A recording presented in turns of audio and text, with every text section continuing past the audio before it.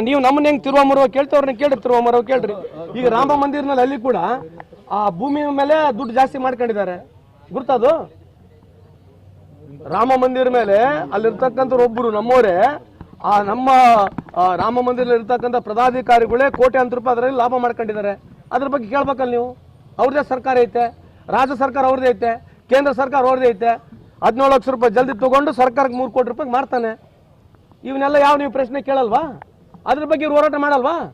ರಾಮ ಮಂದಿರ ಮೇಲೆ ಅನ್ಯಾಯವಾಗಿ 3 ಕೋಟಿ ರೂಪಾಯಿ ಸರ್ಕಾರ ವಂಚನೆ ಮಾಡಿ ತಗೊಂಡಿರ್ತಕ್ಕಂಥ ವಿರುದ್ಧವಾಗಿ ಹೋರಾಟ ಮಾಡಲ್ವಾ ಇವರು?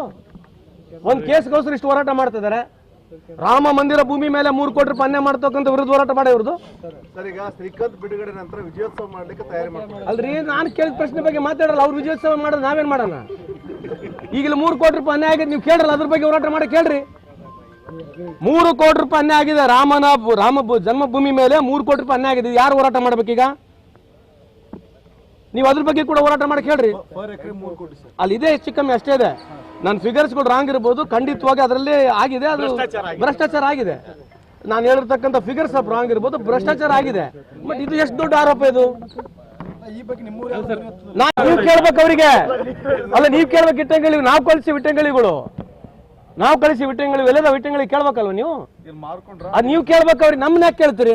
ಈ ಒಂದಿಷ್ಟು 10 ಸಲ ಕೇಳ್ತಾರೆ, ಅದನ್ನ ನೀವು ಕೇಳ್ರಲ್ಲ. ಸಂತೋಷ್ ನಾಡ್ ಅವರು ಇಟ್ಟಂಗಳಿ, ಈ ದೇಶದ ಜನರು ರಾಮ ಮಂದಿರ ಕೊಟ್ಟಿರ್ತಕ್ಕ ಇಟ್ಟಂಗಳಿಗೆ ಒಳ್ಳೇದವೆ. ಎಲ್ಲದ ಇಟ್ಟಂಗಳಿಗಳು ಹೋದು ಅದ್ ನೀವು ಕೇಳ್ಬೇಕು. ಅಲ್ರಿ, ನಾವು ನಮ್ಮ ಇಡೀ ಪ್ರಪಂಚದಾಗ ನೀವೇ ಒಯ್ಬೇಕು ಮೆಸೇಜ್ಗಳು. ನೀವು ಕೇಳಿ ಅವ್ರಿಗೆ, ನಾವ್ ಹೇಳಿದೀವಲ್ಲ. ಅಲ್ರಿ, ಹೋರಾಟ ಮಾಡಿಲ್ಲ ಅಂತ ಏನೈತಿ? ಎದಕ್ಕೆ ಎಲ್ಲದಕ್ಕೂ ಹೋರಾಟ ಮಾಡಂತ ಏನಿದೆ? ಅವರೇ ಸರ್ಕಾರ ಇತ್ತಲ್ಲ. ಈಗ ಹರಿಪ್ರಸಾದ್ ಅವರು ಈ ವಿಷಯದಲ್ಲಿ ಗೋಧ್ರಾ ಹತ್ಯೆಕಾಂಡ ಮರುಕಳಿಸ್ತು ಅಂತ ಹೇಳ್ತಾರೆ. ಈ ರೀತಿ ವಿವಾದಾತ್ಮಕ ಹೇಳಿಕೆ ಅಲ್ರಿ, ಅವ್ರ ಅಭಿಪ್ರಾಯನ ಅವ್ರು ಏನ್ ವಿವಾದಾತ್ಮಕ ಅದನ್ನ ನೀವ್ ಹೇಳ್ತಿದ್ರಿ. Why it is controversy according to it is controversy.